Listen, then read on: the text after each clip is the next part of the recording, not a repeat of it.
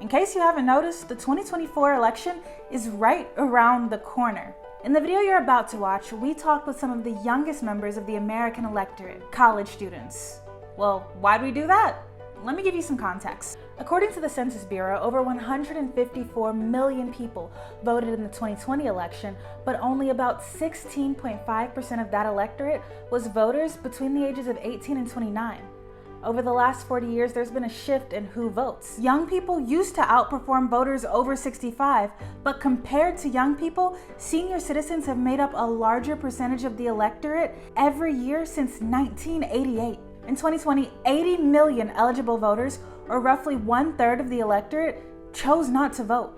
In 2016, 40% of eligible voters didn't vote, and more than half of eligible Americans under the age of 30 didn't vote. Fast forward to 2024, political advocacy groups and politicians alike are so keen on getting young people out to vote that the Democratic National Convention will be media credentialing social media influencers in an effort to reach younger voters. This all boils down to the fact that people in politics often talk about the youth vote, but young people are not a monolith, meaning they don't all look the same or care about the same issues.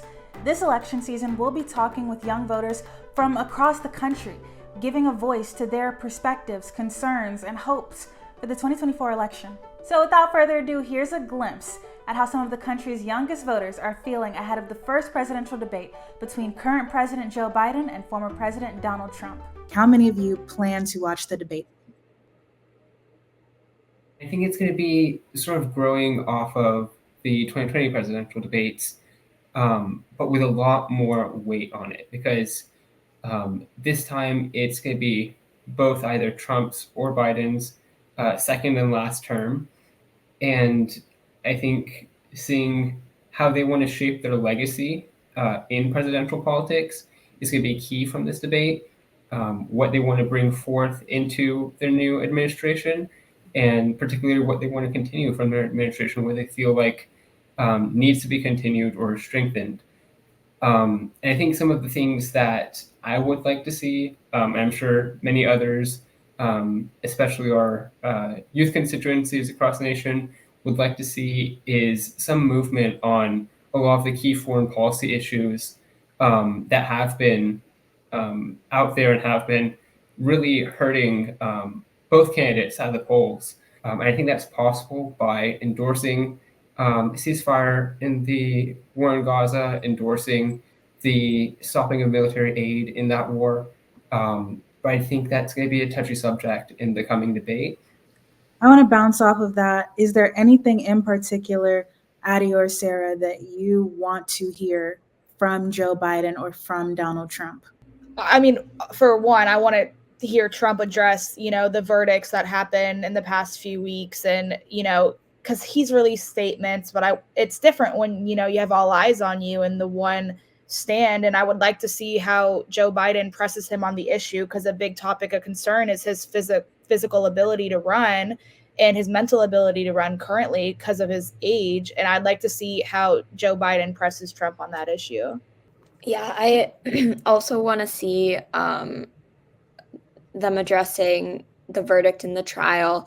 I think also really important, bouncing off of what Arshia said, is the war and foreign policy. I think it's really important that that is addressed, especially because so many young people around the country and college campuses are protesting about it. And a lot of people feel as though there's not really a place for them in the Democratic Party or the Republican Party. Just a lot of young people feel that sense of like not being sure where to fit in, not feeling a home in either place.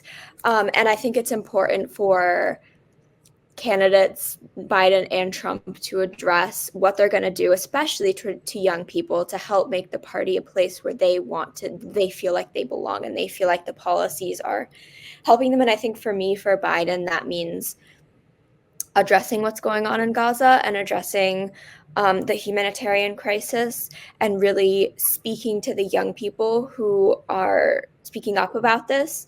And I think that is really what I want to see. And also just making sure that like we're achieving justice both domestically and in foreign policy.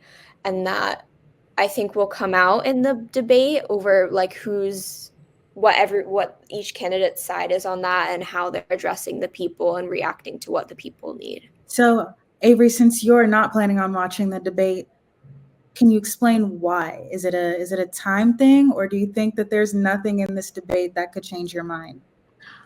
That's what I was gonna kind of say. I don't plan on completely ignoring it, like off of my mind in any way. I was kind of hoping to read the news stories in the morning after, because there are key topics that I really care about, but I also don't think that it would change my mind. And I also don't think those key topics are really going to be talked about at all. So it was more like just not on my priority list.